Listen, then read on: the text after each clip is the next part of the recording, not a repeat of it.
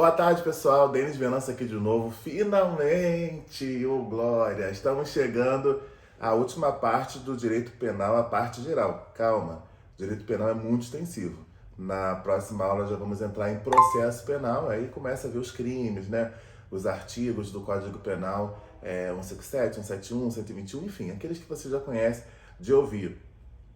Isso faz parte do direito penal, a parte especial. E depois nós temos a legislação especial também. Aí nós vamos falar de Maria da Penha, Estatuto do Idoso, da criança, do adolescente, da pessoa com deficiência. E aí fechamos todo o conteúdo de matéria penal, o que vai te dar na sua prova 10 pontos. Porque são 5 pontos de direito penal e 5 de processo penal e também um pouquinho de legislação especial. Quando a gente acabar direito penal, processo penal, legislação extravagante, especial, nós vamos fazer outras áreas do direito. Eu estou fazendo vídeos muito curtos e objetivos, espero que você tenha conseguido entender o que eu estou falando. E na sexta-feira agora, como a gente não fez no sábado passado, teremos a nossa live, porque aí com o material todo fechado você pode tirar suas dúvidas. Hoje, vamos falar do concurso de crimes, tá? Concurso de crimes e outras questões que eu vou te dizer. O que é o concurso de crime? É quando a pessoa, no caso, o crime material. Lembra que toda vez que a gente falar de matéria, a gente está falando de espécie de crime, que pode ser da mesma espécie, por exemplo, a pessoa numa única ação, na verdade com mais de uma ação, matou uma pessoa aqui, foi ali na frente e matou outra, tá? Em lugares diferentes, enfim. E aí nós temos um concurso material de crime, né? Esse é o artigo 69 do Código Penal. Diz o seguinte: mais de uma ação ou omissão é a prática de 2 ou mais crimes, idênticos ou não. Eu posso matar uma pessoa aqui, ali na frente eu fui e assaltei uma pessoa. São 2 artigos diferentes. Veja que no primeiro nós temos o artigo 121 do Código Penal e na segunda ação eu tenho o artigo 157. Então eu tenho um concurso material. Eu tenho 2 ações, né? Ou seja, mais de uma ação e a prática de 2 crimes, idênticos ou não. Nesse caso, não idênticos. Nesses casos, como é que funciona para o tribunal? Quando eu tenho um concurso material, eu vou somar as penas dos 2 crimes, né? E depois eu vou dar a decisão. Isso é o sistema de cúmulo material, tá bom? E havendo também as penas privativas de liberdade distintas, eu vou considerar a mais grave. Temos o concurso formal. O que é o concurso formal? Eu, com apenas uma ação, e aí está no artigo 70 do Código Penal, eu pratiquei com uma única ação mais de um crime. Por exemplo, eu posso ter dado um tiro pro alto, que matou uma pessoa e lesionou outra. Entendeu? E aí eu tenho, por exemplo, foi um tiro só que matou uma pessoa e lesionou outra, e eu tive 2 crimes numa única ação. Isso é o concurso formal de pessoa. Ou eu dei um tiro para pegar numa pessoa, ou o tiro atravessou e pegou na outra. É a mesma situação. Foi uma única ação e eu cometi 2 crimes. Isso é o concurso formal de pessoas. Eles podem ser homogêneos ou heterogêneos. Como você fala de homogêneo, é aquela coisa que deu liga, você não consegue identificar o que está ali dentro daquela mistura. Ou seja, 2 crimes idênticos, ou ser heterogêneo, 2 crimes diferentes. Por exemplo, eu posso ter, como eu acabei de citar, um crime do artigo 121 e o outro do 129, né? Um homicídio e uma lesão corporal. O que significa isso? Nessa situação do concurso formal de crimes, as penas, se distintas, por exemplo, 121 mais 129, qual é a mais grave? A 121, ela vai ser aplicada, e com relação à outra pena, ela pode ser aumentada até 1/6, vai funcionar como uma agravante. Os advogados usam muito isso. E o que acontece? Temos também o crime continuado. O cara saiu para assaltar, ele saiu fazendo a limpa, né? E aí nós tivemos várias vítimas daquela pessoa. Mas aquela pessoa foi com o desígnio de roubar muitas pessoas mesmo. E ela passa por uma, pegou um celular, passa por outra, pegou um anel, passa por outra, pegou um relógio. Esse crime, ele pode ser tido como um crime continuado, o artigo 71 do Código Penal, que é mais de uma ação ou omissão, porque eu fui aqui, peguei de um, fui ali, peguei de outro, ou seja, eu não estou na mesma ação, não é a mesma coisa que eu parar aqui e assaltar 5 pessoas, não. Eu assaltei aqui uma pessoa, eu fui no outro lugar, eu assaltei outra pessoa, e assim eu estou andando e acabando com tudo, né? Eu vi o próprio Satanás matando, roubando, destruindo. E você está passando e está roubando as pessoas. O que vai acontecer nesse caso? É mais de uma ação ou omissão e a prática de 2 ou mais crimes da mesma espécie, tá? Ou seja, o crime continuado ele tem que ser da mesma espécie. O mesmo modo de execução, eu estou roubando aqui, estou roubando ali, não importa se eu estou roubando o celular, se eu estou roubando o anel, não. É 157, eu posso considerar o crime continuado, ok? E aí a gente acaba, no caso do crime continuado, você vai aplicar sempre a mais grave, ou se idêntica, você vai aumentar de 1/6 até metade, de acordo com a exasperação, tá? De acordo com o juiz. Eu já vi casos onde o juiz ele aplica um pouquinho de pena para cada uma, para cada vítima. A cada vítima ele bota mais um pedacinho, bota fixa a pena base e depois vai aumentando por pessoa. Agora nós vamos falar disso, o concurso de pessoas. Acabamos de falar de concurso de crime. É a prática de mais de um crime com uma ou mais ações. No concurso de pessoas, eu preciso de mais de um agente. Normalmente, o concurso de pessoas, ela qualifica a pena. E a maioria dos crimes qualificados, né, eles são mais graves, né, porque tem uma reunião de pessoas para a prática delitiva. Nas teorias é o seguinte, a autoria ela é restritiva quando aquela pessoa é o núcleo. Eu sou o autor da ação e alguém me acompanha, tá? Mas o núcleo da ação sou eu. Alguém me levou para matar alguém, bum. Eu sou o núcleo da ação, é restritiva, essa é uma teoria restritiva, eu sou o núcleo. Mas aquela pessoa que me levou, ela vai responder. Ela vai ter, por exemplo, uma atenuação da sua conduta. Porque ela só dirigiu, ela só levou, ela vai responder pelo mesmo crime, mas pode ter a sua conduta atenuada. Ou se for outro tipo penal, pode ser que ela responda até onde ela foi. Entendeu? Por exemplo, for ali linchar uma pessoa e a pessoa simplesmente deu uma paulada, sei lá, mas num local que não danificasse, por exemplo, a vida. Mas teve alguém que foi lá e deu muita mesmo na cabeça e matou. Então eu posso, naquela circunstância ali, ficando comprovado que eu só lesionei, responder somente pelo artigo 129 e não pelo artigo 121. Eu não necessariamente, para ser o autor do crime, eu preciso ser a pessoa que executa. Por exemplo, o caso da Flor de Lis, disseram que ela foi a mandante. E ela entrou como quê? A autora do crime, foi julgada pelo mesmo crime, inclusive foi uma das maiores penas pela morte do pastor Anderson do Carmo. Então a autoria não necessariamente é somente para aquela pessoa que de fato pratica o crime. Eu posso ter um mentor intelectual e ainda assim figurar como autor. E com isso tem um concurso de agente. Eu mandei, alguém matou. Já temos um concurso de pessoas. Temos um mandante e um executor. Tá bom? Aí a gente chama isso de coautoria, onde tem mais de um autor, né? E também tem essa autoria mediata. O como do crime, ele é cometido por outra pessoa. Eu pedi para você cometer um crime, então você tem uma autoria mediata. Os requisitos são pluralidade de agentes, ou seja, mais de um agente. Relevância causal de cada conduta. Cada pessoa tem que ter praticado uma conduta penalmente reprovável. Liame subjetivo entre os agentes, ou seja, tem ali entre eles uma parceria para o cometimento daquele crime e a identidade de infração penal. Aquilo de fato tem que ser um crime.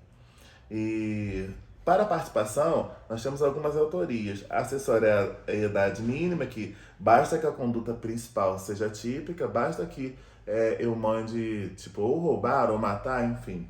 Basta minimamente isso. A acessoriedade média, que é aquela que basta que a conduta principal seja típica e ilícita. E a acessoriedade máxima, que basta que a conduta principal seja típica, lícita e culpável. Hiperacessoriedade basta que seja típica, lícita, culpável e punível, tá? Isso aí cai bastante, né? Vão te perguntar assim, fulano saiu para assaltar e levou ciclano. Por qual crime que o ciclano vai responder? Ele vai responder dependendo do liame da função penal, até onde ele participou, ou pelo mesmo artigo que o principal praticou. Vamos falar agora sobre as penas, gente. Então, existem 3 espécies de pena, né, que é o mais importante. As penas ela têm o objetivo de punir, né, a aplicação comprovado o dolo ou a culpa, que seja, vão ser aplicadas as penas, né.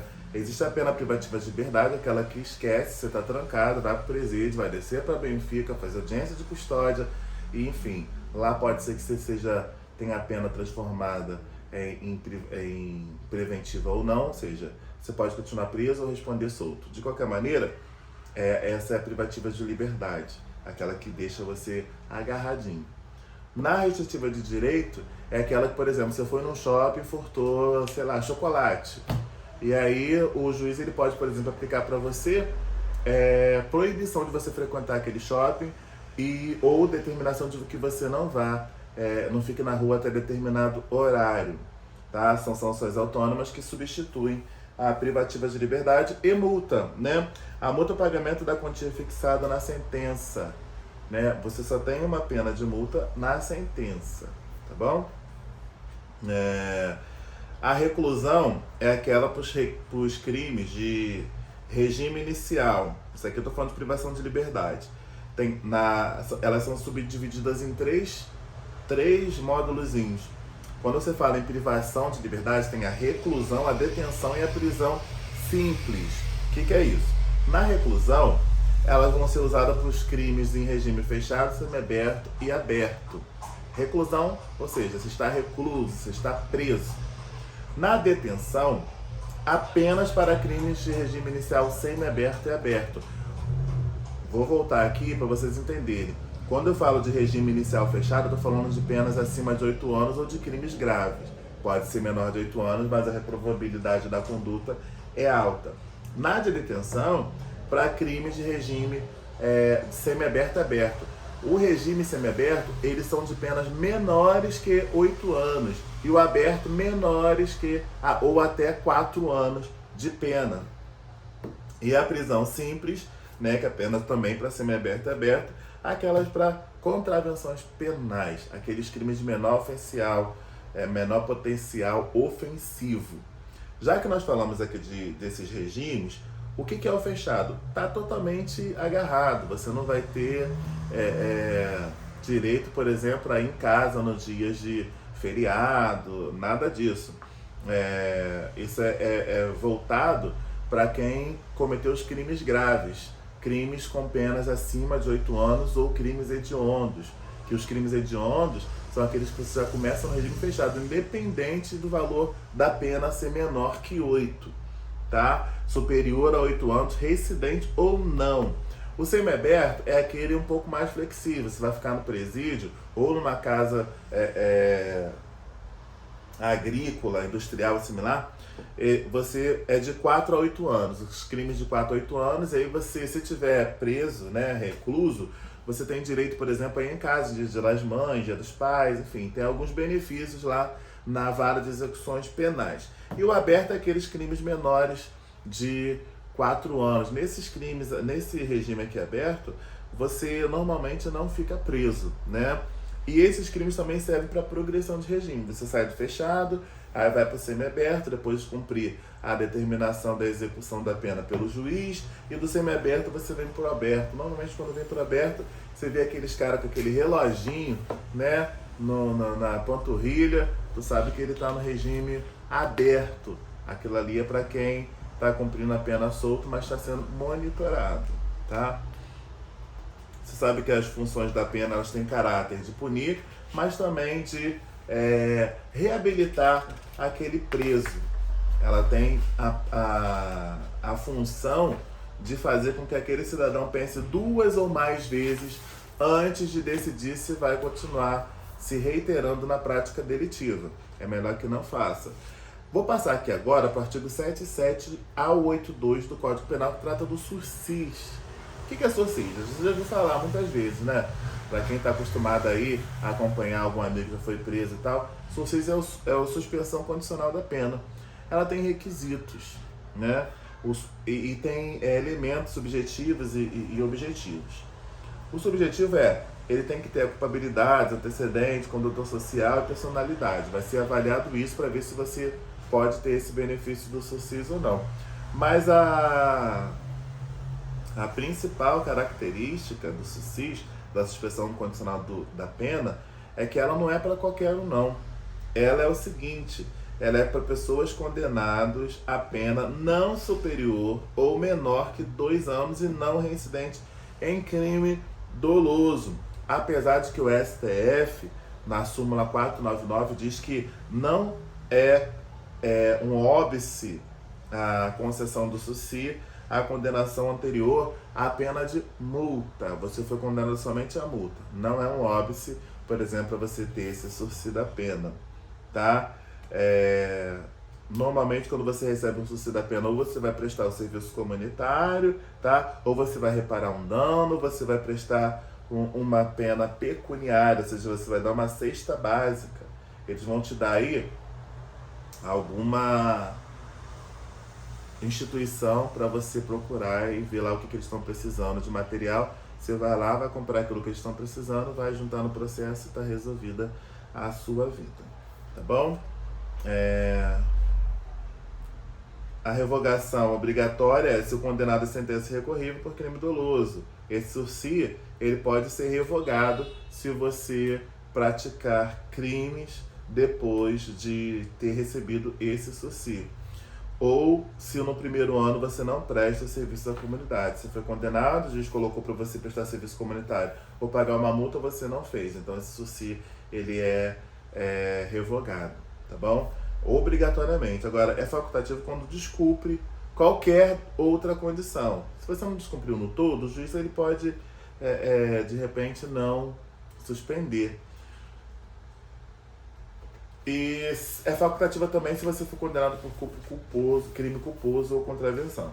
Você sabe que crime culposo, como eu falei na aula anterior, se não me engano, na aula 3, são aqueles crimes onde você não tinha intenção. Eu joguei a pedra da janela e lesionou uma pessoa, mas eu não tinha interesse naquele resultado. Esses são os crimes culposos. Vamos falar agora da ação penal para a gente concluir isso aqui. Porque isso aqui é muito importante para você saber, tanto para a sua vida quanto pessoal, quanto profissional, quanto policial militar. A ação penal, ela é no artigo 100 do Código Penal. Ela tem a fase onde a denúncia ela pode ser pública e incondicionada. Toda vez que o crime for incondicionado à representação do ofendido, você já lembra logo, o Ministério Público. Ele é o autor da ação.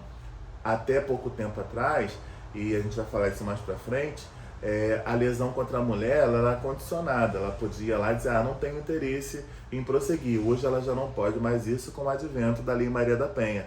A lesão corporal, artigo 129, parágrafo 9º e demais, hoje é incorporado pela Lei Maria da Penha, ela não permite mais que a mulher na fase de inquérito, ela retire a queixa. Isso vai virar sim uma denúncia, vai ser ofertada em face do agressor, e aí lá no fórum ela pode dizer que ela não tem interesse. É a única forma, ela não pode, hipótese alguma, por exemplo, o crime foi praticado hoje, e aí na semana seguinte ela fez as pazes lá na delegacia e dizer, doutor delegado, eu não quero mais processar o meu agressor. E tem aquela que é condicionada à representação, né? Tem a incondicionada, o MP vai atuar, você querendo ou não, e tem aquela condicionada, quando você vai e você diz que quer sim prosseguir com aquilo, né? E também tem aquela condicionada requisição. Quando você ouvir falar condicionada requisição, o MP ele age de acordo com o ministro da Justiça, normalmente, né, vai lá para o PGR. Tem uma súmula também 714 do STF que diz que crime contra a honra de servidor público em razão do exercício das suas funções, a legitimidade é concorrente. O que é isso? Tanto o MP quanto o ofendido podem entrar com a ação. A diferença é, quando o MP faz, ele oferece uma denúncia. Quando você faz na ação privada, é uma queixa-crime, tá? Você vai fazer a notícia crime, isso vai se transformar numa queixa, tá? Legitimidade do ofendido ou representante legal, tá bom? É personalíssima, só o ofendido pode fazer, e ela é subsidiária à pública, porque ele é uma ação privada, tá bom? Aí como é que funciona? É oferecida a denúncia,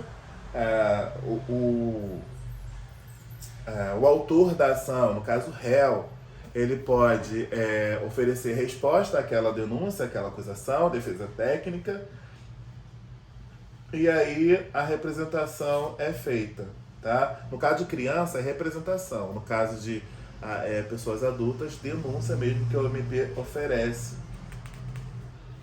Depois de oferecida a denúncia, a representação é irretratável, exceto a Maria da Penha, como eu disse para vocês, até o recebimento da denúncia. Tá bom?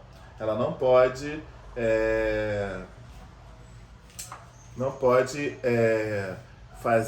seguir com o processo, voltar na delegacia e dizer, não quero mais. Ela, antes do oferecimento da denúncia, ela pode ir lá na MP e dizer, olha, eu não quero fazer nada porque não me oferece risco e tal, É a lei da Maria da Penha, artigo 16, 11.340 de 2006, é a violência doméstica familiar.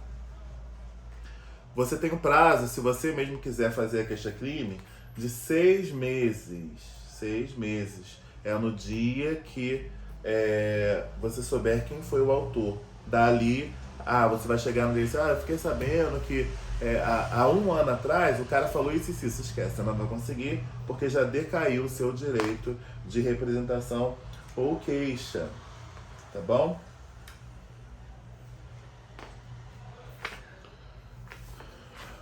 Dito tudo isto, está encerrada então a nossa parte geral daquilo que eu achei ser importante passar para vocês, tá? Eu só vou concluir aqui falando para vocês já falamos, né, de arrependimento eficaz, de licença voluntária, que eram artigos lá do 15 e 16 que atenuavam a pena. Existe PPP e PPE, né? A PPP significa o quê? Prescrição da pretensão punitiva, onde entre o crime e a denúncia ela pode ocorrer.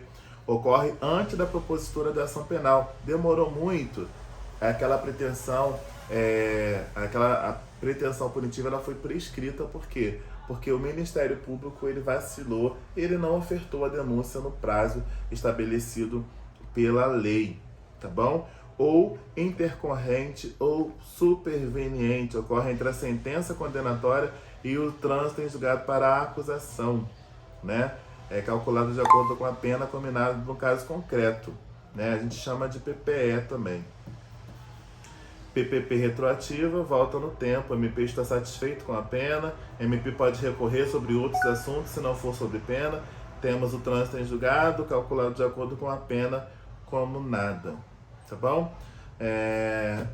Galera, espero que vocês tenham entendido aí a forma como eu tenho falado.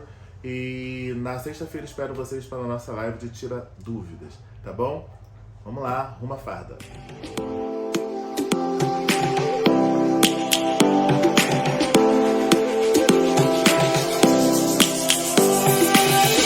Lions roaring in the morning sun, searching for a longer day.